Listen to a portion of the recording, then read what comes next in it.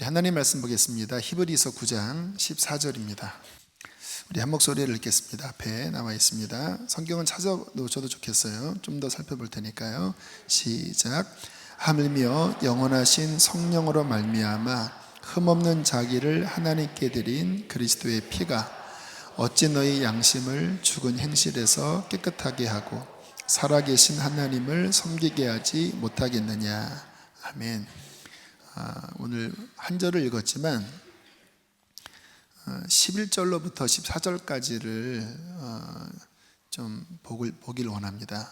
근데 다 보면 지금 제가 전하려고 하는 메시지가 너무 산만해지는 것 같아서 좀 핵심적인 부분을 발췌해서 다시 한번 읽어보려고 해요. 히브리서 9장 11절로 14절 요약한 내용입니다. 앞에 프레젠테이션으로 준비를 했습니다. 한번 읽어보실까요? 시작. 그리스도께서는 대제사장으로 오사 오직 자기의 피로 영원한 속죄를 이루사 단번에 지성소에 들어가셨느니라. 영원하신 성령으로 말미암아 흠없는 자기를 하나님께 드린 그리스도의 피가 어찌 너희 양심을 죽은 행실에서 깨끗하게 하고 살아계신 하나님을 섬기게 하지 못하겠느냐. 아멘. 잠깐 계속 놔두시기 바랍니다. 예수님의 십자가의 구속에 대해서 히브리서 기자는 아주 강력하게 말씀을 하고 있는 거예요. 예수님이 누구시냐? 대제사장입니다. 구약의 대제사장은 하나님과 백성 사이에서 제사를 드림으로써 백성들의 죄를 속죄하는 역할을 하잖아요. 그 대제사장으로 오셨는데 제물이 누구예요? 자기 자신이에요. 구약 그 성막에 보면 그 입구 쪽에 번제단이 있습니다. 석쇠로 이렇게 얹혀져 있는 번제단, 그 번제단 앞에서 짐승을 잡아서 피를 흘리거든요. 근데 그 제단이 십자가입니다. 예수 그리스도의 십자가가 제단이에요. 그 상징적으로 그 연결이 돼요. 그 십자가에서 자신이 제물이 되어 피를 흘리셨는데 이 피를 통하여 영원한 속죄를 이루셨다고 말씀하세요. 무슨 의미냐면 더 이상 속죄의 제사가 필요 없는 완전한, 충분한, 완전하고 충분한 속죄의 제사를 십자가 제단에 피를 흘려 이루사 한 번에 하늘의 지성소로 들어가셨다는 거예요. 여러분 성경에 보면 모세에게 성막 설계도를 보여주실 때 모세가 그 하늘에 있는 것을 보고 그 식양대로 만들었다고 했거든요. 그러니까 땅에 있는 성막과 성전은 본체가 아닙니다. 하늘에 있는 본체의 모형일 뿐이에요. 그런데 예수님은 그 하늘에 있는 참 성소, 그 지성소에 한 번이 들어갔다라는 거예요. 이 땅의 제사장들은 1년에 한 차례 간신히 들어갔잖아요. 예수님은 단번에 지성소에 들어가셔서 여기 그림 나와 있죠. 그 지성소에 피를 뿌리면서 완전하고 영원한 속죄를 2000년 전에 이루셨습니다. 우리의 신앙은 여기 집중해야 합니다. 그분이 이루신 이 십자가의 속죄는 부족하지 않습니다. 또 피를 흘려야 될 필요가 없어요. 그 십자가의 피의 속죄는 완전합니다. 충분합니다. 능력이 있습니다. 그러므로 14절에 이렇게 히브리서 기자가 이 예수의 피의 속죄의 제사의 능력을 적용하면서 이야기하는 거예요.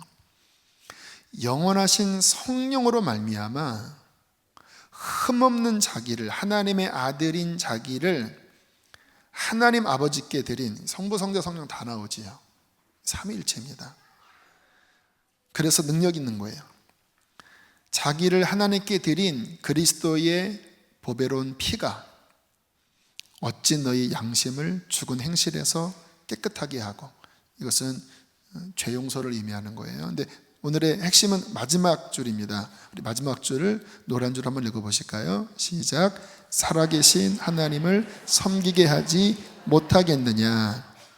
자, 이 피가 우리로 하여금 죄를 용서할 뿐만 아니라 이제 하나님을 섬기는 존재로 변화시킨다라는 거예요. 자, 오늘 보혈 선포 9번째입니다. 이 말씀을 연결해서 9번째 함께 읽어보실까요? 시작. 예수님의 보혈은 나를 성화시키고 거룩하게 하여 나는 주님께 속하게 되었고 헌신하게 되었으며 주님의 사역을 위해 구별되었습니다. 아멘이십니까? 이 흠없는 자기를 하나님께 드린 그리스도의 피가 우리를 거룩하게 할 뿐만 아니라 하나님을 섬기도록 우리를 구별시키셔서 하나님을 섬기도록 하나님께 쓰임받는 자로 우리를 성별하셨다라는 거예요. 됐습니다. 이제 치워도 되겠습니다. 이 오늘 함께 나눌 이 보혈의 9번째 능력은 현대 그리스도인들에게 있어서 좀 오해가 섞인 부분이 있어요.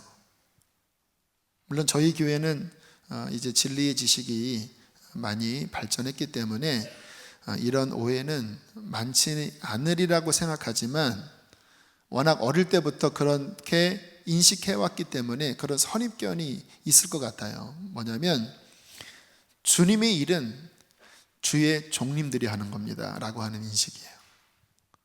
그래서 주의 일을 하려면 신학교를 가야 하고 또는 선교사를 가야 하고 또는 막 어떤 집회 때 주님의 콜링을 받고 그런 간증 많이 듣잖아요. 저도 그런 간증을 했는데 주님의 콜링을 받고 너는 이제 내 종이 되어라. 소수입니다. 이런 사람들은. 이런 콜링을 받고 그렇게 목회자의 길을 걷는 사람은 소수잖아요. 근데 어떤 생각이 있냐면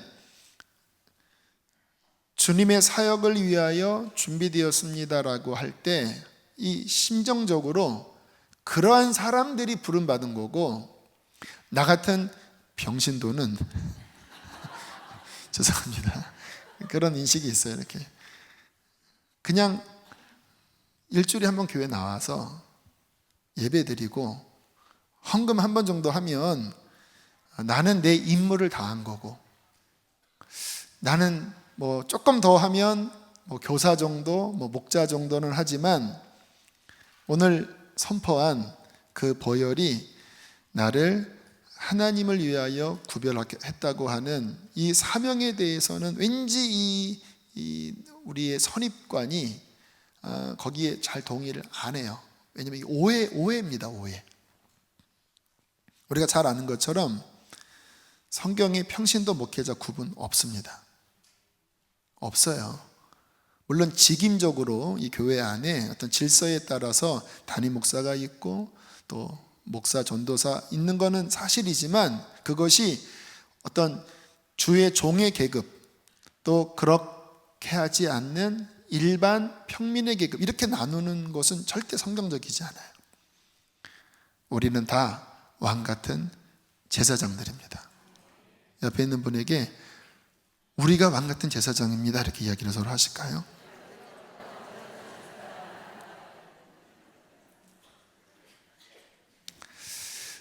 성경 그대로 모든 그리스도인들은 쓰임받는 자, 하나님을 위하여 쓰임받는 자로 부름받은 자입니다. 그러니까 예수를 믿었다면 무슨 음성을 들었든지 안 들었든지 전혀 상관없이 그 존재 자체가 하나님께 쓰임 받도록 부름받은 자예요. 이것은 복된 소식입니다. 왜냐하면 그렇잖아요. 하나님의 영광을 위하여 쓰임 받는 자다, 자로 부름받았다. 여러분이 오늘 감사하게 저희 교회에서 결혼하고 중국으로 유학 간 형제자매가 있어요. 아마 저희 교회 오래 다니시는 분들은 알 거예요. 심재식, 우리 또 김소영. 우리 전 예배당 그 꺾여지는 그 본당에서 결혼식을 한 아주 정말 전설적인 인물들이에요. 그 꺾여진 본당에서 특히 결혼식을 했는데 아무튼 했습니다. 그리고는 하나님의 은혜로 중국에 유학 가서 정말 어렵게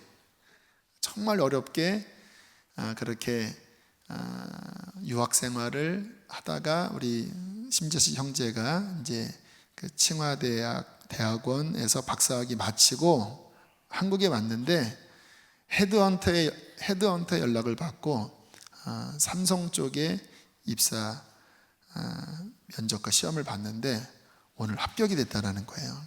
그래서 저 부산으로 이제 내려가게 되었다. 그쪽이 뭐 일하는 곳이래요. 그래서 너무 기쁘다고 저한테 첫 번째 영광스러운 소식을 알려줬는데 기쁘더라고요. 어쨌든 우리나라에서 가장 많이 알려진 기업이잖아요. 그곳에 합격을 하고 직장 생활을 한다라고 하는 것 기쁜 소식입니다. 그러나 더 영광스러운 소식은 뭐냐면 하나님께서 우리를 구원하셨을 뿐만 아니라 그의 영광을 위하여 우리를 종으로 부르셨다라는 거예요. 와, 왜 이게 놀랍냐면 저는 그 신앙생활을 하면서 뭐 누차 간증한 이야기예요. 주님께서 이 영원한 세계를 보여주시더라고요. 그리고 지금 이 땅에 아주 짧디 짧은 한여름밤의 반딧불이와 같이 반짝반짝하고 끝날 이 영혼에 비해서 짧디 짧은 이 인생에 썩어질 것만을 위해 사는 것이 아니라 영원하신 하나님을 위하여 그분이 이 역사 안에 이루시고자 하는 그 하나님 나라의 일을 위하여 우리의 한평생에 여기에 초청받았다고 하는 것, 이것은 영광스러운 일일 뿐만 아니라 정말 가장 가치 있는 일입니다. 왜냐하면 영원한 일이니까. 여기 연세 드신 분들 얼마나 빨리 시간이 지나갑니까? 한때 직장 생활을 열심히 돈을 벌면서 힘차게 했지만 금방 리타이어 하셨잖아요. 그리고는 그 회사에서는 더 이상 부르지 않아요. 내가 그렇게 몇십 년 일한 것으로 내 짧은 인생 좀 윤택하게 살았지만 더 발전되는 게 없는 거예요. 뭐 자녀에게 조금 뭐 어느 정도 유산을 물려주는, 그리고 죽으면 흙이잖아요. 그래서 성경은 그러한 가치에 대하여 허무하다라고 이야기합니다. 마치 들에 피는 꽃처럼, 안개처럼, 구름처럼 금방 사라져버릴 것들. 그런데 주님이 우리를 죄에서 구원하셨을 뿐만 아니라 인생을 정말 가치 있게 사는 소명을 주신 거예요. 하나님을 위하여. 하나님을 위한 것이 무엇입니까? 복음의 일을 위하여 우리를 부르신 거예요. 하나님께서는 우리 교회 첫 번째 폐허가 복음으로 영혼을 구원하는 교회잖아요. 성경을 보니까 인간이 범죄한 다음부터 하나님은 복음을 계획하셨습니다. 여인의 후손에게서 난 그 메시아가 뱀의 머리를 박살내고, 그렇게 복음을 완성한 그 복음이 이제 세상에 전파되어 그 복음으로써 영혼을 구원하여 하나님 나라를 완성해 나가는 것, 이것이 하나님의 가장 중요한 그분의 프로젝트입니다. 그게 복음의 일이에요. 그 일에 구원받은 우리들이 자동적으로 그냥 우리가 착각하는 게 뭐냐면, 나 예수 믿고 죄에서 건진받아 나는 천국 시민이 되었습니다에 벌써 멈춰요. 여러분 인식 그렇지 않나요? 내가 죄에서 구원받아 이제 나는 하나님의 자녀가 되었습니다 해서 멈춰요. 거기서 멈추면 안 됩니다. 그렇게 구원받은 우리들이 이제 영원한 하나님 나라를 위하여, 그분의 영광을 위하여, 그 복음의 일을 위하여 콜링을 받은 왕 같은 제사장이 되었다라는 거예요. 그리고 우리가 하는 일은 썩어질 일이 아니라 영원한 천국으로 인도하는 영원성이 담긴 이 엄청난 가치 있는 일. 우리의 인생은, 우리의 신앙생활은 이것을 함으로써 만족하고 비로소 우리의 삶의 의미를 찾을 수 있는 거예요. 어떤 분이 이단에 빠져 있다가 어떤 분의 전도로 극적으로 회심을 했어요. 그런데 이분이 병을 앓고 있었기 때문에 1년도 지나지 않아서 돌아가시게 되었습니다. 근데 돌아가시기 일주일 전에 자기를 전도한 분한테 찾아왔대요. 기다시피 해서 찾아와서 하는 말이, 전도사님, 저 한 명 전도했습니다. 그러면서 하시는 말씀이, 이제 저는 주님 앞에 가서 드릴 말씀이 있습니다. 무슨 의미일까요? 내가 당신의 전도를 받고 이단에 빠져 있다가 구원을 받았는데 주님 앞에 가려고 하니까 임무를 감당한 게 없는 거예요. 구원은 받았지만. 그래서 이제 죽을 날이 얼마 남지 않았는데 내가 어떤 일이 있어도 한 영혼이라도 구원해서 이 임무를 최소한 한 영혼이라도 구원하는 것을 감당하고 주 앞에 가야지. 그렇게 하고 전도한 다음에 이제 전도사님, 죽어도 여한이 없습니다 하고 돌아가셨다라는 거예요. 이분은 자신의 본분을 안 겁니다. 그 믿음의 가치가 뭔지 안 거예요.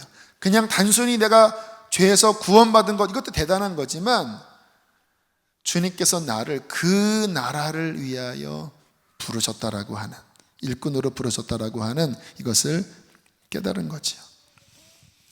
여러분, 우리 믿는 자는 이것을 아셔야 합니다. 분명하게 인식을 해야 돼요.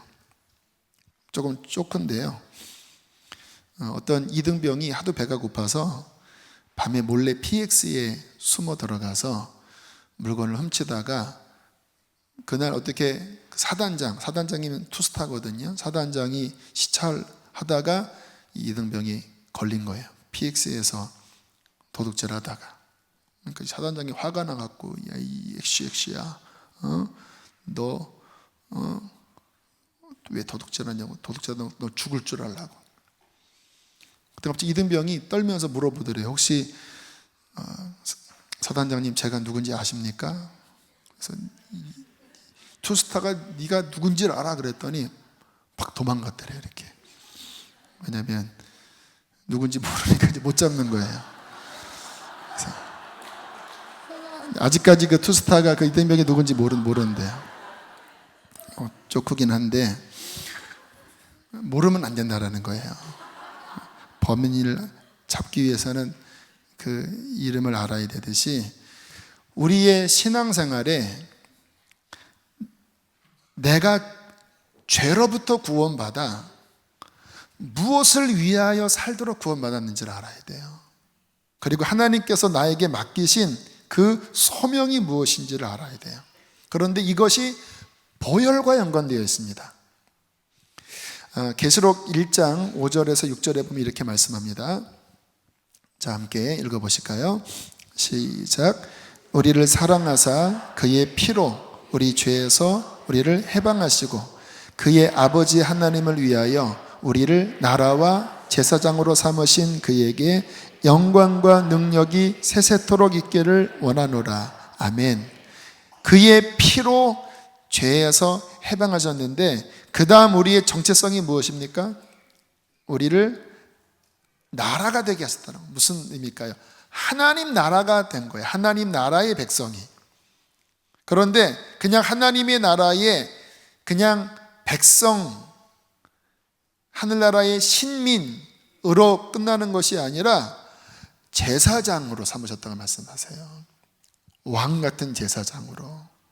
그러니까 이 부분에 있어서 우리의 인식이 너무 이렇게 적습니다. 제사장, 나랑 제사장이랑 무슨 상관인가? 여러분이 제사장이에요. 이것을 알 때 제사장의 이 능력이 여러분 안에서 흐르게 돼요. 저희 교회가 송구영신 예배 때 남성들이 가장이지요. 아버지가 이제 꺼주세요. 자녀와 아내를 위해서 안수하는 시간을 가져요. 물론 남성들만 제사장은 아닙니다.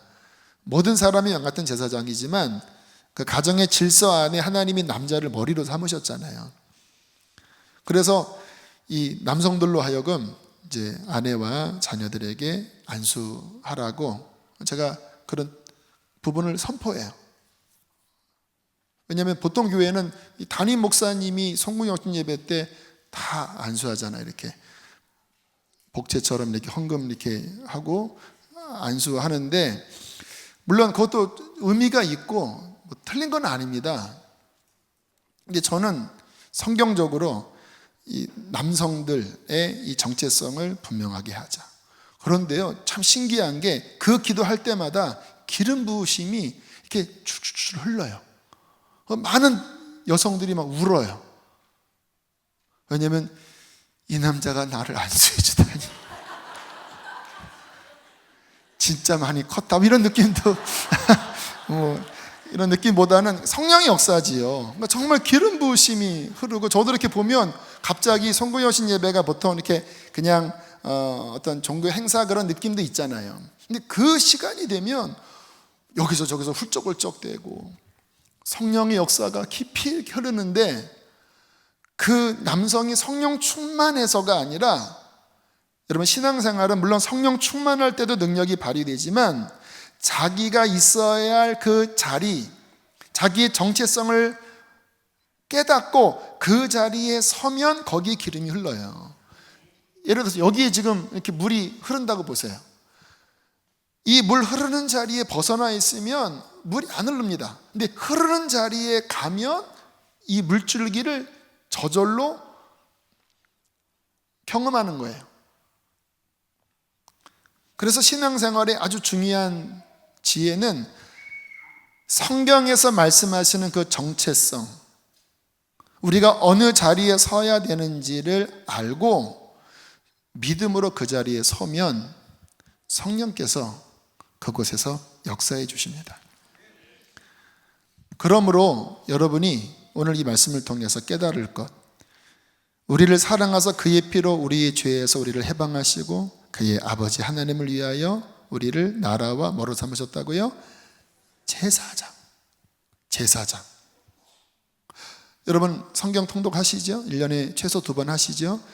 레위기에 제사장 위임식 하는 부분 읽으시면요, 여러분들은 그 내용을 보면서 예수님도 생각하셔야 되지만 이것이 곧 나의 직임이구나라고 생각하셔야 돼요. 자, 제사장은 어떤 일을 하는가? 하나님을 예배합니다. 베드로 전서 2장 5절에 이렇게 말씀하고 있어요. 함께 읽어보실까요? 시작. 너희도 산돌같이 신령한 집으로 세워지고 예수 그리스도로 말미암아 하나님이 기쁘게 받으실 신령한 제사를 드릴 거룩한 제사장이 될지니라. 할렐루야. 자, 이제 신약에서는 구약처럼 어떤 특별한 성전, 다시 말하면 구약에서는 예배 드리려면 예루살렘 성전까지 가야 됐어요. 지금은 그렇지 않습니다. 믿는 우리가 성전입니다. 그리고 성경은 뭐라고 권면하냐면 우리가 그러한 돌이 되어 하나님이 거하시는 집으로 세워지고 이제 예수님을 통하여 spiritual sacrifice, 영적인 하나님이 받으시는 그러한 제사 예배를 드리는 제사장직을 감당하라고 말씀을 하는 거예요. 저는 예수님 만나고 참 행복했던 게 뭐냐면 이 제사장으로서 하나님께 드리는 이 예배를 온전히 인도할 수 있었던 것, 또는 제가 제사장으로서 하나님 보좌 앞에 나아가 그분을 예배하는 이 특권을 가졌다고 하는 것이 너무너무 좋았어요. 왜냐하면 지금도 기억납니다. 우리 집에서 저희 누님과 함께 가정 예배 드릴 때 그곳에 성령께서 임재하시는 거예요. 반지하 단칸방이었습니다. 근데 그곳이 성전이 되는 거예요. 누님과 나 둘밖에 없었어요. 예수님 믿는 사람이 우리 가정 안에서. 그런데 제가 제사장이 되었거든요. 예배할 때 성령께서 함께 하셔요. 그리고 우리 누님이 아프다고 하면 제가 그 베이비 오일 있죠. 그거 이렇게 가져다가 성경에 아픈 자를 위해서 기름을 바르고 기도하라고 말씀했기 때문에 그거 쫙 발라서 쫙 머리에 손을 대면 기름이 막 코끝으로 해서 막 이렇게 떨어지는데 막 키득키득 막 웃음이 나오는 거야. 막 주여 고쳐주세요. 막 이렇게 웃기고 우리 누님도 막 기도받다 하면서 웃고. 근데 치유가 돼요. 왜일까요? 제사장이니까. 성경이 말씀을 하시는 거예요. 너희들이 예수의 피로 말미암아 이제 어떤 존재가 되었느냐? 이렇게 목사님이 집례하고 뭐 유명한 강사가 집례하는 곳에 앉아서 은혜 받는 이것도 좋지만 여러분이 거하는 모든 곳에서, 가정에서든 직장에서든 어디서든 여러분이 제사장직을 제대로 감당하면 그곳에서 하나님을 예배할 수 있어요. 저는요 정말 지금도 기억이 나요. 어느 곳에서도, 지하철 플랫폼에서도 하나님을 예배하고 찬양할 때 얼마나 뜨거운 주의 임재가 임하는지. 왜요? 제사장이니까. 군대에서 훈련받다가 쉬는 시간에 군장 메고 옆에 앉아서 그곳에서 흔들면서 하나님 앞에 기도하면 그곳이 신령한 하나님을 만나는 그 성전이 되는 거예요. 얼마나 이 신약의 복음이 놀랍습니까? 그 어디나 하늘나라. 우리는 그 보좌 앞에 당당히 나아가는 제사장. 자, 두 번째 제사장이 하는 일은 백성들을 위하여 중보하는 일입니다. 한번 그림 한번 보여주세요. 여기 보면 이 제사장의 옷입니다. 성경 보면은 되게 복잡하게 그 서술되어 있어서 이게 무슨 말인가 하는데 그냥 그림으로 보면 쉬워요. 이 가슴에 있는 이 흉판이 뭐냐면 12보석으로 박혀 있는 이 흉판인데 각 보석마다 한 지파의 이름이 적혀 있어요. 새겨져 있습니다. 12지파예요. 그리고 이 어깨에, 양 어깨에 이 견대가 있는데 이 보석 하나, 왼편에 하나, 오른편 하나, 이 보석을 중심부로 해서 이 옷 조끼가 딱 걸쳐져 이렇게 묶여져 있어요. 그런데 이 어깨의 보석 하나에도 6지파의 이름이 있고 이쪽에 6지파의 이름이 있어요. 보세요. 여기도 지파, 여기도 지파, 가슴에도 지파. 무슨 의미일까요? 제사장은 하나님의 백성들을 대표해서 또는 하나님의 백성들을 위하여 하나님 앞에 중보하는 중재자라는 거예요. 그리고 제사장은 그들을 위하여 축복하는 축복권이 있는 거예요. 여호와께서는 내게 복을 주시고 너를 지키시기를 원하며 여호와는 그 얼굴을 내게로 향하여 두사 평강 주시기를 원하며 여호와는 그 얼굴의 빛을 내게 비추사 너희에게 은혜 베푸시기를 원하노라. 이게 제사장 기도잖아요. 신약 서신서 보면 바울이나 베드로나 그 서두에 인사가 너희에게 은혜와 평강이 있을지어다 하지요. 거의 대부분 다 이런 인사가 나옵니다.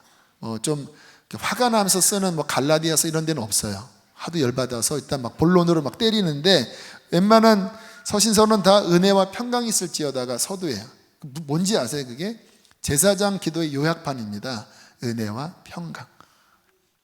제사장으로서 하나님의 권위를 받고 사람들을 위하여 축복하고 또는 그들을 하나님께로 이끄는 죄를 해결하는 중재자 역할을 할 수 있는 역할을 제사장은 맡았다라는 거예요. 물론 이 백성들을 축복하고 백성들의 죄를 해결하는 이 중보자의 대표는 예수 그리스도입니다. 그런데 예수 그리스도는 대제사장이고요.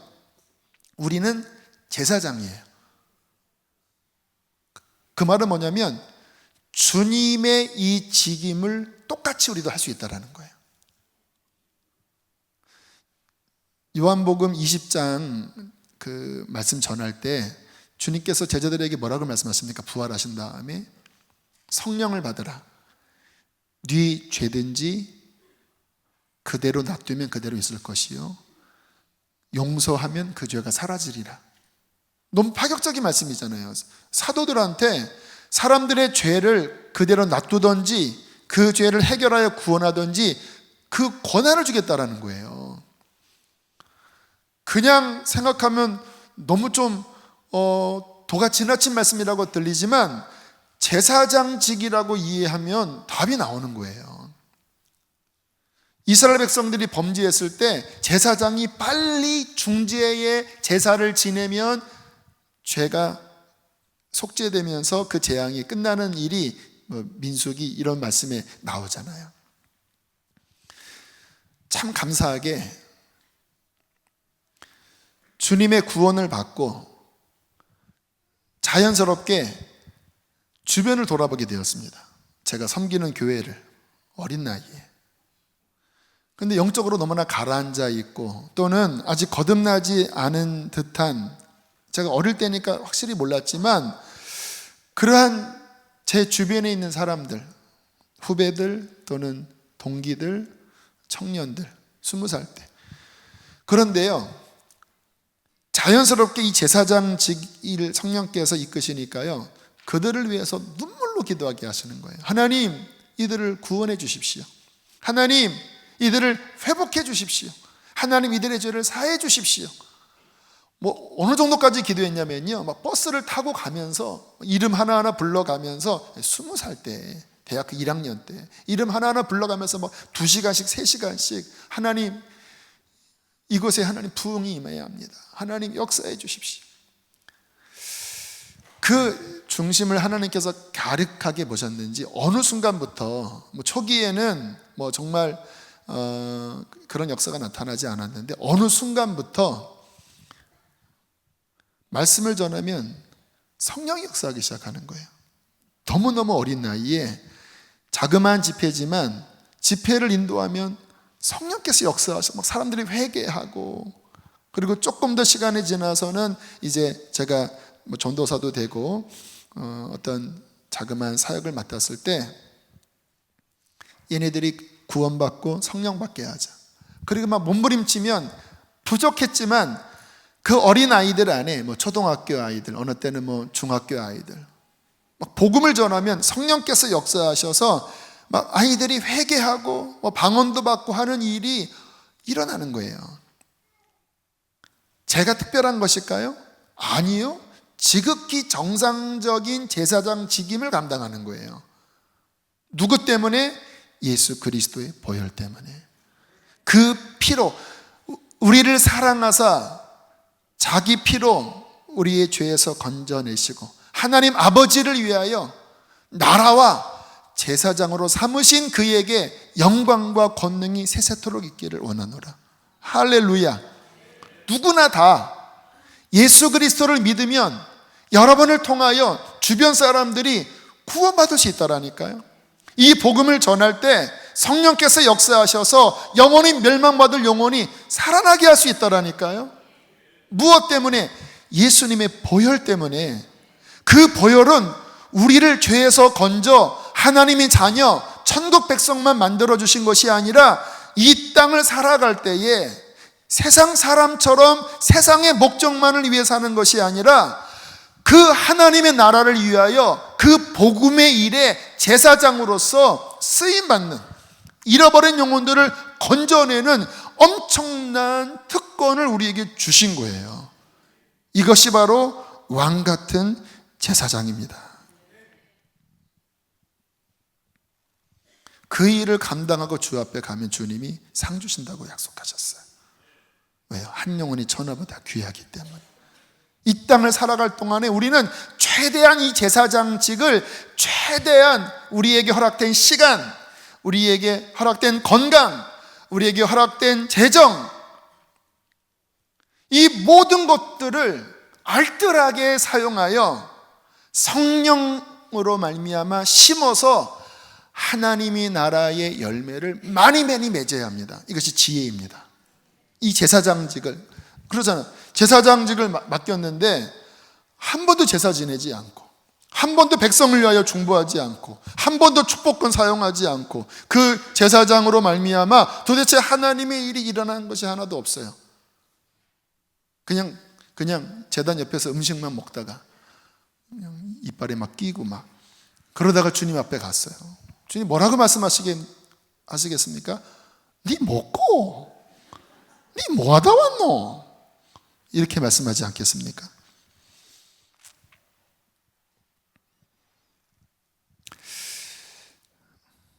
바울은 더 확장해서 이 제사장의 역할을 이렇게 고백했습니다. 로마서 15장 16절 읽어보실까요? 시작.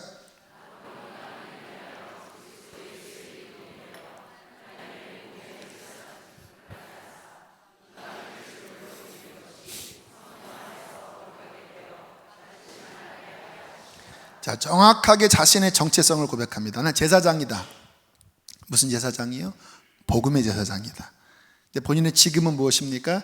이방인들을 제물로 하나님 앞에 드리는 거예요.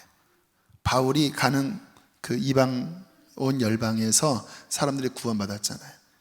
근데 이게 제사장의 역할이었다라는 거. 그 영혼들을 구원하여 하나님께 올려드리는 이 일이 성령으로 말미암아 거룩하게 돼 하나님이 막 기쁘게 받으시는 거예요. 데살로니가에서, 에베소서에서, 고린도에서, 고린도는 음란한 도시거든요. 포르노라고 하는 그 어원이 고린도에서 나왔다고 하더라고요. 근데 그곳에서도 바울이 두려워했습니다. 근데 주님이 두려워하지 말라. 이곳에 내 백성이 많다.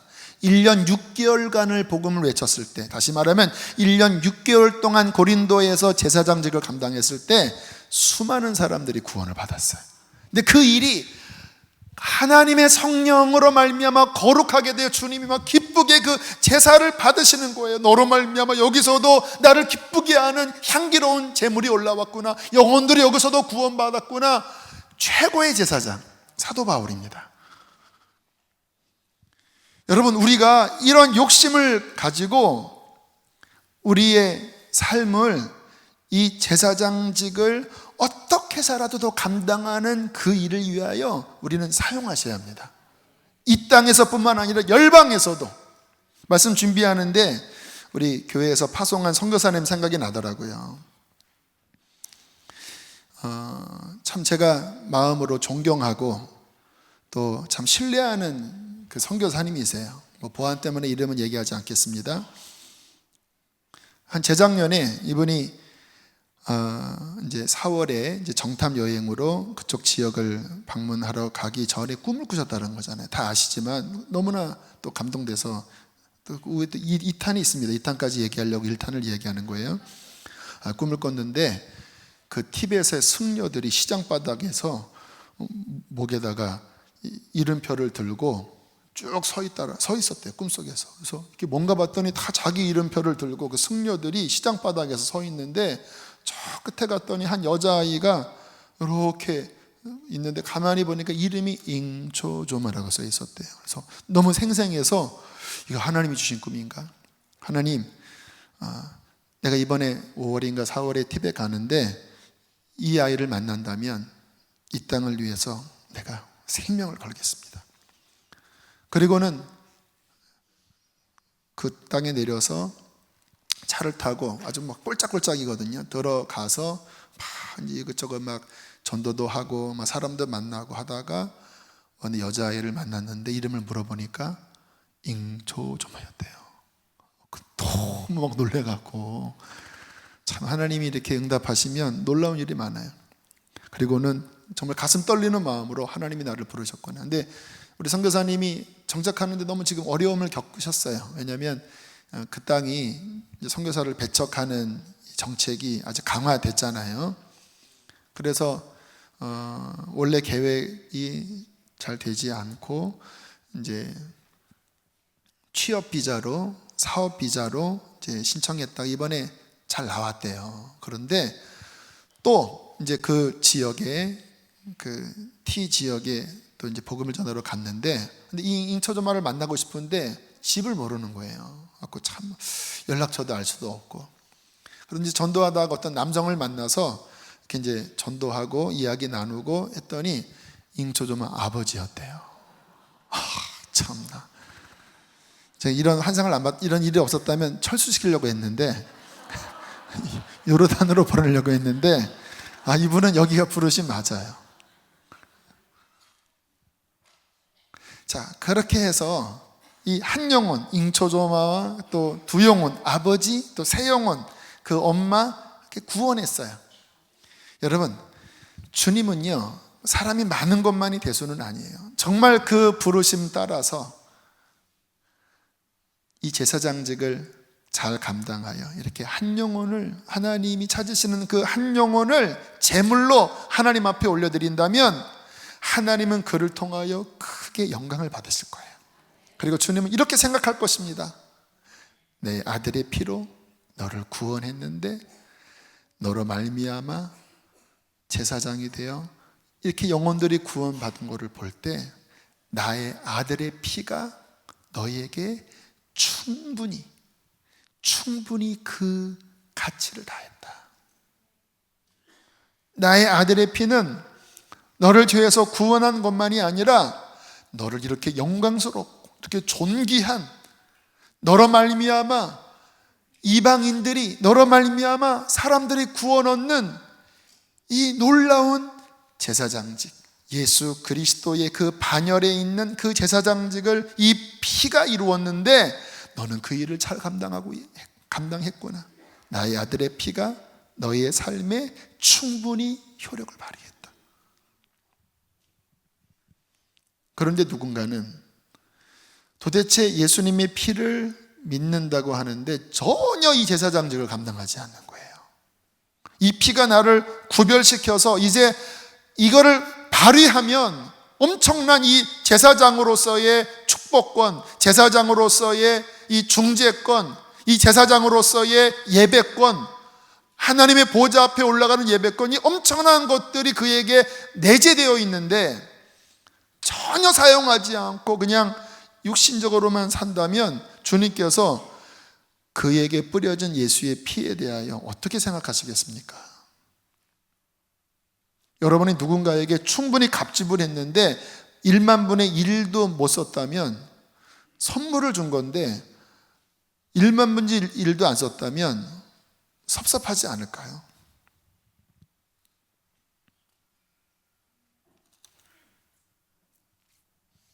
우리 교회의 가장 뜨거운 부서 중에 하나가 전도부입니다. 참 신기하게 전도부에 가면 제 마음, 제 영 안에 깊은 어떤 감동이 있어요. 이거는 제가 어떤 한 부서를 이렇게 지켜서 하려고 하는 말이 아닙니다. 저 그런 아부 같은 거 잘 안 하는 거 아시죠? 근데 정말 이렇게 부서 가면 이 부서원들은 뭔가를 바라질 않아요. 뭐 교회에서 인정받는 거 전혀 원하지도 않고 그냥 이분들이 기뻐요. 그러니까 그 자체가 보상이에요. 화요일날 모여서 함께 예배하고, 그리고 요양원 또는 학교, 또 길거리, 또 군부대 이런 데 가서 복음을 전하는데 그 어느 곳에서도 인간적으로 돌아오는 보상은 없어요. 뭐 이런 자기의 어떠한 재정을 드려야 합니다. 그런데 이분들 안에는 너무나 기쁨이 있어요. 기쁨이. 그리고 그 모임에 가면 이렇게 생동감이 흐르는 거 알잖아요. 이렇게 어떤 모임에 가면 축 처진 모임이 있고, 어떤 모임에 가면 이렇게 살아있는 모임이 있잖아요. 이 살아있는 생명력이 있어요. 왜일까요? 이분들은 이 복음의 제사장, 이 제사장 역할에 대하여 본인이 알든 모르든 너무나 충실하게 감당하고 있는 거예요. 사람들이 듣든 아니 듣든 기쁨으로, 지난주에는 부치미 전도를 길거리에서 했대요. 군부대 가면 제가 딱 복음을 딱 폭격해 놓으면요, 그 다음에 전도원들이 한 10명 또는 7명 딱 그룹으로 앉혀놓고요, 또 열심히 저기 사진 나오지요. 저는 그림으로 요한복음 3장 16절 전도 막 하고 막 결신시키고, 이렇게 군부대 선교하는 데가 별로 없대요. 그냥 목사님이나 전도사님이 간식 주고 잠깐 예배 인도하지, 우리 교회처럼 이렇게 전도부원들이 특공대처럼 가서 사람들을 또 양육하고 그들을 세례로 받게 하고 하는, 이러한 체계적으로 하는 교회들이 많지 않다고 하더라고. 그 군부대에서 하시는 말씀이 너무 자랑스럽고 또 너무 이분들이 사랑스러워요. 예뻐요.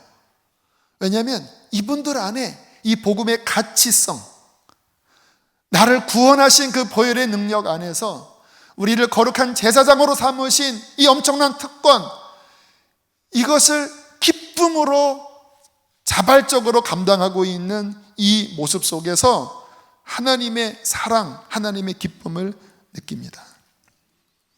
저는 우리 성도들이 간신히 구원받고 간신히 내 신앙 하나 챙기는 그러한 자가 되지 않기를 바랍니다. 다시 한번 9번째 선포하겠습니다. 시작. 예수님의 보혈은 나를 성화시키고 거룩하게 하여 나는 주님께 속하게 되었고 헌신하게 되었으며 주님의 사역을 위하여 구별되었습니다. 아멘. 이 보혈로 말미암아 내가 거룩하게 되었고 주님께 속하게 되었고 그분께 헌신하게 되어 그분의 사역을 위하여 제사장으로 구별되었다고 하는 이 복음의 온전한 가치가 여러분에게 이루어지게 되기를 바랍니다.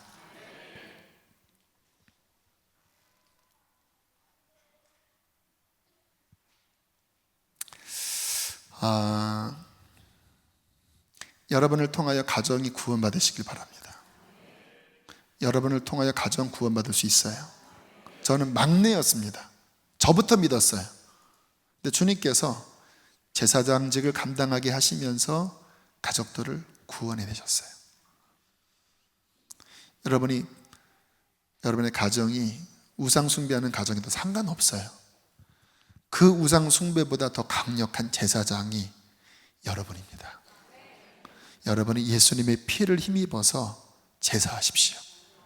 중보하십시오. 너와 내 집이 구원을 얻으리라 말씀하셨습니다. 또 우리 신앙생활하는 분들, 제발 주일날 교회만 왔다 갔다 하는 그 차원에 만족하지 마세요. 말이 됩니까?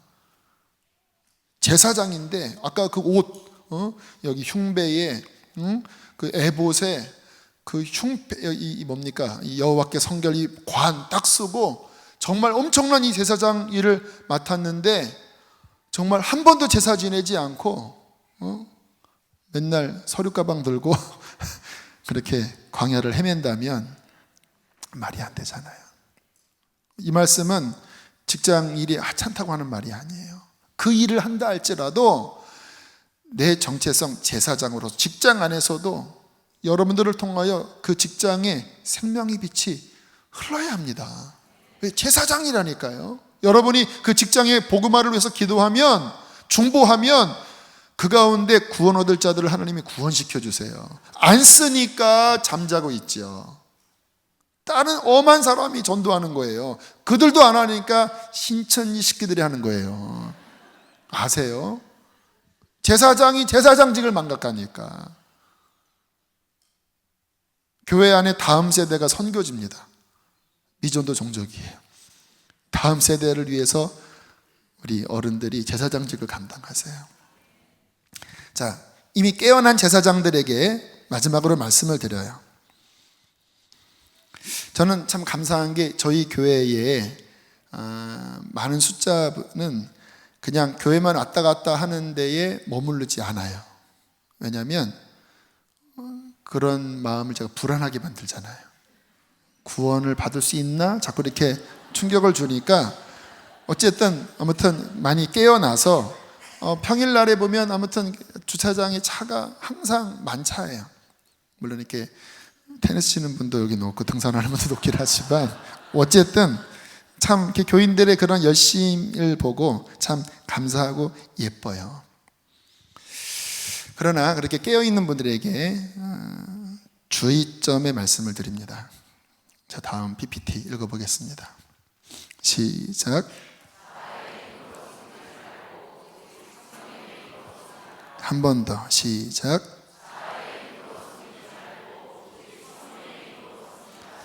자, 우리들이 열심을 품고 이제 제사장으로서 뭔가를 내가 섬기는 위치에 있는 것 참 귀하고 복되지요. 그러나 제사장직을 하려고 하는데 여러분들이 인간의 힘으로 하려고 하면 오히려 해를 받습니다.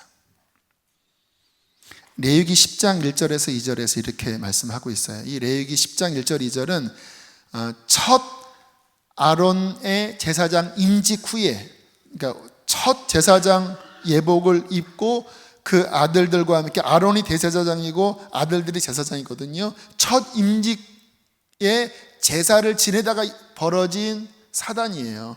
읽어보실까요? 시작. 아론의 아들 나답과 아비후가 각기 가져다가 여호와께서 명령하시지 아니하신 다른 불을 담아 여호와 앞에 분향하였더니 불이 여호와 앞에서 나와 그들을 삼킴에 그들이 여호와 앞에서 제사장직 감당하다가 죽어버렸어요. 왜요? 여러분, 하나님은 거룩하신 분입니다. 그래서 하나님이 명령하신 그의 원칙대로 해야 돼요. 하나님께로부터 오지 않은 다른 것들이 섞여 들어가는 것은 하나님이 안 받습니다. 왜요? 하나님은 거룩하신 분이니까. 이해하세요? 교회가 하나님이 말씀하시는 그 진리와 그 성령의 역사로 흘러가지 않고 인본주의로 가잖아요. 그러면 그 교회는 망합니다. 지금 한국교회 현실입니다. 인본주의로 가서 망하는 거예요. 저는 우리 교회 가장 경계하는 게 뭔지 아세요? 인본주의로 흘러가는 거예요. 그 부분에 대해서 제가 늘 조심하려고 하고, 물론 저도 완벽하지 않으니까 실수할 때도 있고 또 이렇게 뭔가 착각할 때도 있지만, 그러나 늘 제 안에 레이더는 뭐냐? 다른 불이 들어와서는 안 된다. 오직 진리의 말씀, 하나님의 성령의 감동으로부터 온 그 순전한 역사가 교회 안에 흘러야 한다. 할렐루야. 아무리 좋은 것이라도 뭐 리더십이든 뭐 어떠한 문화든 또 어떠한 뭐 기가 막힌 어떠한 철학이든 아무리 좋은 것이라 할지라도 하나님이 명하지 아니한 불이라면 주께서 거절하십니다. 그리고 멸하세요. 안 받으세요. 제가 왜 성경을 이렇게 힘써 읽는지 아세요? 하나님의 말씀만이 하나님의 뜻을 계시하십니다. 제가 왜 자꾸 성령님을 의지하는지 아세요? 성령의 감동으로 온 것만이 하나님이 받으시는 그 일이에요. 예를 들겠습니다. 너무 중요하기 때문에 좀 몇 가지 예를 들게요. 이번 주에 하나님이 제게 중요한 것 하나를 깨우쳐 주셨어요. 예수님의 보혈이 이 사탄의 역사를 어떻게 깨트리는지, 또 사탄의 역사가 어떻게 우리의 삶에 깊숙이 들어와서 방해하고 우리를 무너뜨리려고 하는지에 대한 것들이 어떤 체험적으로 깨달아졌어요. 그래서 제가 무슨 고민을 했냐면, 이번 주 금요일은 순서적으로 이게 11번째지만 이거를 하면 좋겠다. 왜? 깨달아졌으니까. 순서를 바꾸는 거는 그게 중요한 건 아니잖아요. 그런데 저는 뭐를 아냐면 아무리 그것이 옳다 할지라도 성령께서 지지하지 않으면 아무리 맞는 거지만 성령님이 지지하지 않으면 실패하는 걸 알아요. 그래서 그걸 깨달았지만 제가 계속 오늘도 고민했습니다. 주님, 그 이야기를 할까요? 그러면 제가 속이 좀 편하겠습니다. 왜? 이번 주에 경험한 게 있으니까 그거를 중심으로 나누면 됩니다. 이상하게 제 안에 그것은 다음에 해라. 그러면 지금 뭐를 해야 되지요? 아직 이 앞에 있는 부분은 제게 아직 숙성된 것이 별로 없는데요. 지성소에 들어가는 거 해서 오늘 깊이 예배를 인도해야 합니까? 그게 다음 주거든요. 다음 주는 예배가 없습니다. 그 다음번이거든요. 고민하다가 결국 제가 무릎을 꿇고 하나님 앞에 기도할 때 했던 기도는 뭐냐? 주님, 저는 모릅니다. 제가 아는 것은 뭐냐면 제 스스로 하려고 하는 것은 실패하는 것을 압니다. 성령님, 당신께서 감동해 주십시오. 주께서 전하기를 원하시는 것을 말씀해 주십시오. 그것이 내가 부족할지라도 그것을 순종할 때 하나님께서 받으시는 그 말씀이 전해질 수 있음을 믿습니다. 30-40분 매달렸는데요. 오늘 이 말씀이 하나님이 쭉 이렇게 포커스, 클로즈, 하나님이 이렇게 쭉 이렇게 딱 비추시는 거예요. 어떤 분은 뭐 굳이 그렇게까지 피곤하게 하시나요? 목사님 피곤한 스타일이시네요. 이게 피곤한처럼 보이죠. 근데 안 피곤합니다. 오히려 제가 이렇게 하지 않고 그냥 선입관이에요. 내가 그런 체험을 했으니까 이게 하면 좋겠다 이렇게 하잖아요. 그러면 처음에는 잘 되는 것 같다가 성령께서 지지하지 않으면요, 진도가 꼬여버립니다. 우리들이 신앙생활을 할 때 아무리 옳더라도, 여기 깨어있는 분들에게 드리는 말씀, 아무리 옳더라도 그게 내가 옳은 것은 하나님이 받으시는 그 일은 아니에요. 주님이 받으시는 일은 성령께서 주시는, 성령께서 옳다고 하시는 그것만이 하나님께서 받으시는 거예요.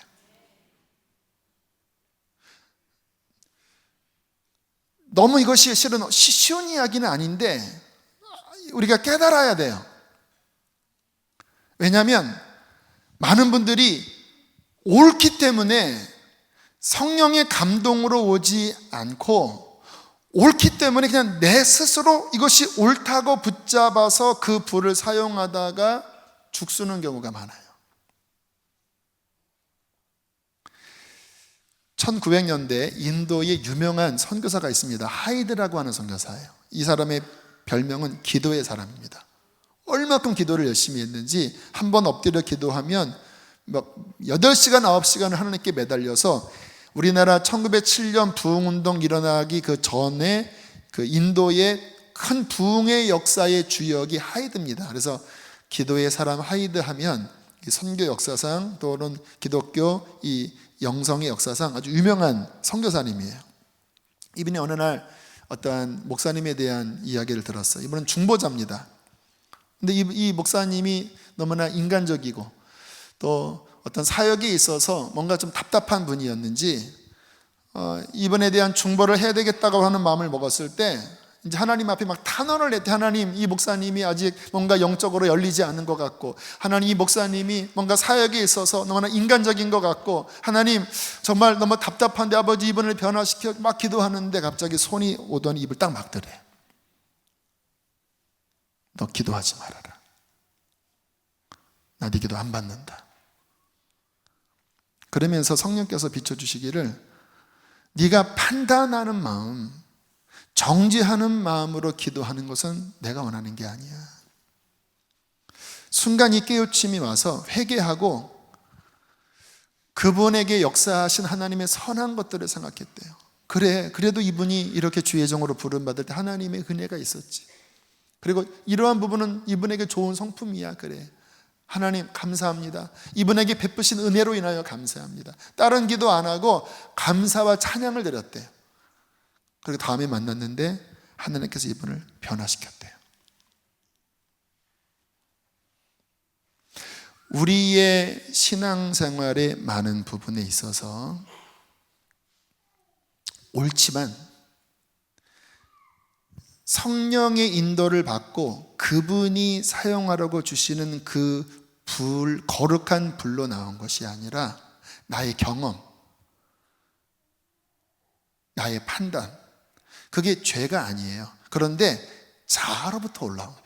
종교성인데 자아로부터 나온 거예요. 거룩한 건데 자아로부터 나오는 거예요. 자아가 사용하는 거예요. 그거는 하나님께 전달이 안 돼요. 왜? 사람으로부터 나오는 거는 실패합니다. 신앙은 뭔지 아세요? 내가 그리스도와 함께 십자가에 못 박혔나니 이제 나는 그리스도로 사는 거예요. 그분 순종하는 거예요. 그분의 인도하심에 따라가는 거예요. 우리 안에 역사하시는 분은 성령이십니다. 그 성령님을 따라갈 때 그분이 역사하시면 그 동기는 하나님으로부터 온 동기이기 때문에 하나님이 받아주시는 거예요.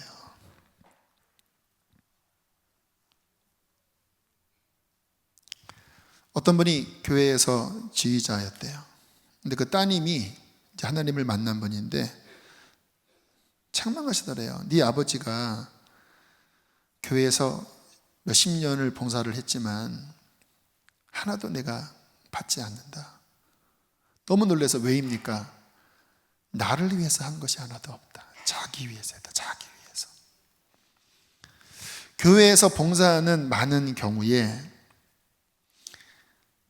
정말 겸손하게 나를 그리스도와 함께 연합시키고 겸손히 나로부터가 아닌 주님, 당신으로부터 오는 그 불을 주십시오. 성령께서 주시는 그 감동을 주십시오. 저는 여기에 순종하겠습니다 라고 하는 그 복음적인, 그 당연한 게 이 복음의 핵심이잖아요.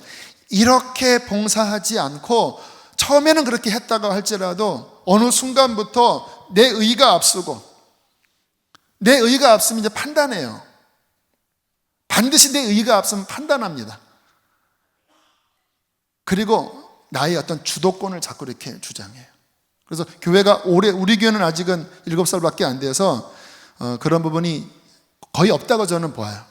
또 그런 일이 일어나면 저는 응징을 하기 때문에 그런 일이 별로 없는데, 오래된 교회는요 완전 터줏대감입니다. 완전히 터줏대감이에요. 이렇게 좀 새가족이 와서 뭔가 은혜 받고 막 열심히 하려고 그러면은 어디 와서 그냥 이 교회에 와서 어디 얼마 안 된 것이 어디 이게 설치고 다니냐 이래서 막 상처받고 이런 일들 많은 거 아세요? 그리고 어떤 교회는요 막 교회 리모델링을 하는데 이제 전체를 다 바꿔야 되잖아요. 근데 딱 가장 중요한 부분을 못 바꿔요. 이게 바꿔야 전체가 바뀌어지는 건데 강대상, 강단의 중요한 부분 못 바꿔요. 왜 못 바꾸는지 아세요? 10수년 전에 아버님이 헌물한 거예요. 그래서 그거 바꾸면 서글퍼요. 다 새 건데 이것만 올드예요. 바꿔야 비로소 리뉴얼 한 거거든요. 그런데 안 돼요. 왠지 아세요? 내 아빠가 있기 때문에. 그런 교회 많습니다. 저는 그런 얘기 들을 때마다 아직 우리는 그렇지 않지만 사람의 본성상 그렇게 될 여지가 충분히 많다. 그래서 저희 교회 기획위원들 2년 하면 우리 권사님들은 다시 가장 낮은 곳에 가서 섬기는. 그래서 지난번에 기획위원분들은 2년 하고 쭉 나가셔서 평교사도 하시고 또 뭐 봉사도 하시고 너무너무 아름다운 그런 게 전통이 있어야 돼요. 아무리 오래됐다고 내가 여기 터줏대감이고 여기 조금 내 어떠한 여기 들어오면은 막 이런 식의 이 육신 교회의 일은 열심히 하는데 성령으로부터 나오지 않고 육신으로부터 나오면 그것은 하나님 앞에 재앙을 받을 일입니다. 저는 우리 교회를 바라보면서 제 안에 저는 부족합니다. 목회 잘하는 사람은 아니에요. 그러나 한 가지만은 제가 실패하지 않길 원해요. 그것은 뭐냐면 정말 성령께서 이끄시는 그 방향대로 잘 따라가고 싶어요. 내가 막 앞서서, 물론 저도 사람이다 보니까 왜 그러한 유혹이 없겠습니까? 왜 그런 실수가 없겠습니까? 주님은 100% 무음한 것을 원하는 건 아니에요. 왜? 연약함을 알거든요. 그러나 잘못했으면 그런 사인이 오거든요. 그러면 다시 이렇게 돌이켜서 정말 하나님이 하시는 그 거룩한 제사, 성령께서 이끌고자 하시는 그 불, 하나님 그것이 계속 이 교회 안에 또 성도들 안에 타오르기를 원합니다. 그런 면에서 저희 교회의 이 선교의 방향을 잡은 것은 너무너무 기뻐요. 성령께서 지난번 BT 집회 때 제가 이 자리에서 주님, 이 교회 다음 방향은 무엇입니까? 선교다, 선교. 그리고 이번 선교학교에 한 90여 명 이상의 사람들이 지원을 하고, 그 모인 자리에 지난주에 잠깐 설교 준비 일찍 끝나서 내려갔더니 김은혁 선교사님이 메시지를 불같이 전하는데, 그것에 하나님의 어떠한 그 불이 있더라고요. 그래, 저희 교회가 이 선교로 진군을, 온 열방을 향하여 또는 국내 여러 선교지를 향하여 막 전진해 나아갈 때, 주님, 우리 건물 짓고 우리끼리 즐기며 사는 것이 아니라 그 하나님의 나라를 위하여 제사장이 되어서 주님, 복음의 그 일에 저희 교회가 진격해 나가겠습니다. 성령이 주시는 불이기 때문에, 그분으로부터 온 감동이기 때문에, 이것도요, 물론 저희 교회가 처음부터 선교의 목적점이 있었어요. 그러나 지난 1월에 제게 주신 마음은 어떤 느낌이냐면 이제부터다였어요. 우리는 초기부터 단교 선교를 나갔어요. 그런데 그때는 아직 제 마음에 그것이 옳은 거지만 성령께서 이거를 주시는 건 아니었거든요. 그러나 역시 이렇게 했는데, 올해부터는 주님이 고! 하는 거예요. 저 선교 앞으로 많이 나갈 겁니다. 그동안 저는 선교를 사람들에게 내보내기만 했지 일본 한번 가는 거 외에는 안 갔어요. 왜냐하면 교회를 지키는 게 저희의 지금의 직임이라고 생각했기 때문에. 그런데 지금은 너 열방을 밟아라. 그리고 거기서 준 불을 교인들에게 나눠라. 이 교회가 선교의 방향으로 더 나아가도록 헌신해라.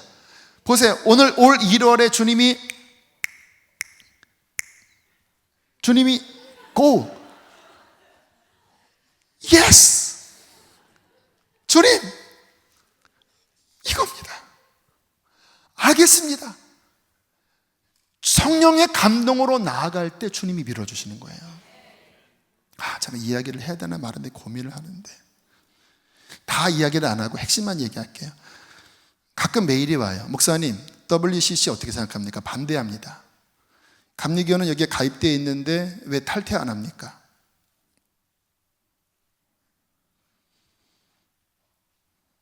왜 그런 질문하죠? 그 질문의 결과가 뭐예요? 반대합니다. 따라가지 않아요. 저희 교회가 따라갑니까? 마치 당신의 부모나 남편이 아직 제사 지내는데 왜 이혼 안 합니까? 이런 질문과 똑같아요.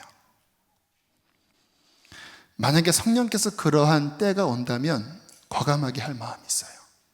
근데 왜 지금 그러한 질문을 하면서 왜 갈라지게 하죠? 성령께서 주시는 질문인지 판단하는 마음이 들어있는 건지 확인하세요. 여기까지만 하겠습니다. 오늘 많은 얘기를 하려고 했는데 아직은 아닌 것 같아요. 그러나 이 부분은 기억하십시오. 성령께서 주시는 그 마음 안에서 무엇이든지 여러분들이 반응하셔야 돼요. 아무리 그것이 맞는 말이라도 그 결과나 그 동기 자체 안에 육신의 마음이 들어있다고 하면요, 그 결과는 건강하지 않아요. 제 마음의 소원은 저 하나님 사랑합니다. 저는 복음을 사랑해요. 영혼 구원하길 바라요. 지금은 저는 그러한 아젠다에 집중하지 않습니다. 지금 제 마음은 선교로 나아가고 싶어요. 교회의 순결함을 지키고 싶어요. 성경 읽으세요. 다른 너무 유튜브 이런 거에 집중하지 마시고 뭐 그러한 분들의 막 비판하는 설교에 너무 관심 갖지 마세요. 복음에 집중하십시오. 말씀에 집중하십시오. 성령의 인도함 받으세요. 그래야 건강합니다. 그래야 살아납니다. 정치 문제도 마찬가지예요. 아직은 저는 거기에 집중하지 않습니다. 하나님의 나라의 정치에 저는 집중해요. 그러나 싸워야 될 때는 싸울 겁니다. 우리 함께 찬양하겠습니다.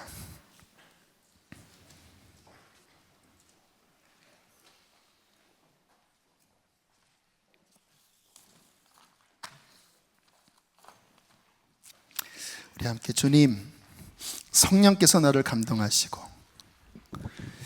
내가 제사장의 일을 온전히 감당하여 하나님의 나라를 위하여 쓰임받게 해주십시오. 우리 함께 찬양하고 이 일을 위해서 함께 기도하시겠습니다. 우리 힘차게 박수치며 찬양하시겠습니다.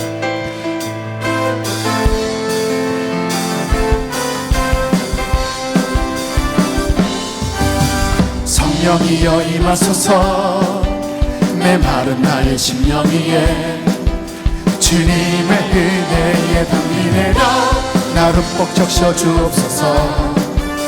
주의 권세 주의 능력 지금 이 시간 임하셔서 악한 권세 모두 깨뜨리고 주님 나라 임하소서. 영광 예수의 이름이나 내게 승리 주네 구원이 되시네. 영광 할렐루야 예수의 이름이. 우리 그 자리에서 일어나서 성령님 나를 사로잡으시고 쓰임받기를 원합니다. 고백합시다. 성령이여 임하소서 메마른 나의 심령 위에 주님의 은혜에 담비 내려 나를 꼭 적셔 주옵소서. 주의 권세 주의 능력 지금 이 시간 임하셔서 악한 권세 모두 깨뜨리고 주님 나라 임하소서. 영광 할렐루야 예수의 이름이가 내게 승리 주네 구원이 되시네.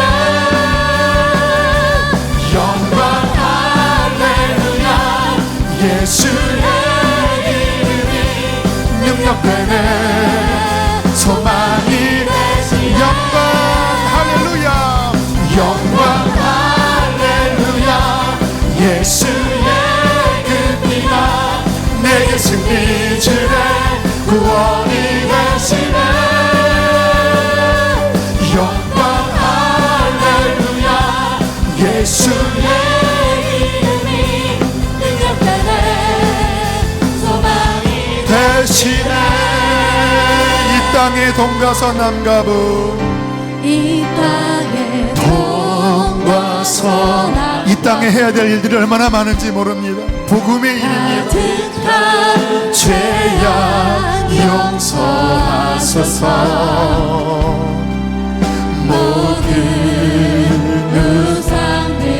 이 한반도 땅에 하나님께서 구원의 역사를 이루어 주실 것입니다. 북한의 문이 열리고 모든 우상들이 무너지고 복음의 놀라운 부흥의 역사가 다시 한번 회복되어질 것입니다. 이 땅에 지친 모든 영혼 주 예수 사랑하게 하소서. 저들의 아픔과 눈물 씻는 주님의 보혈 이 땅 치유하소서. 성령의 새바람 이 땅에 불어오소서. 주의 영 그 생리로 우리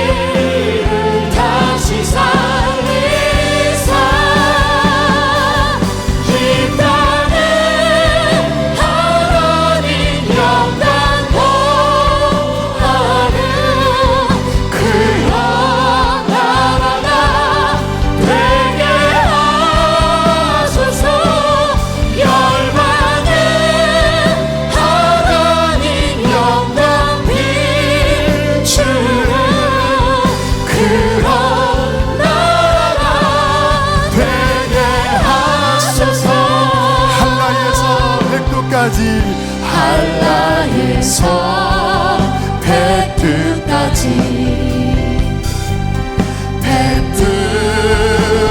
백두에서 땅의 끝까지 주님 오실 길을 예비하며 주님만 섬기는 나라 되게 하소서. 이 땅에 주님 교회 위에 하늘의 생기 부어주소서. 열방을 치유하는 주 백성 주님의 군대를 일으켜 주소서. 성령의 새바람 이 땅에 불어오소서. 주의 영 그 생기로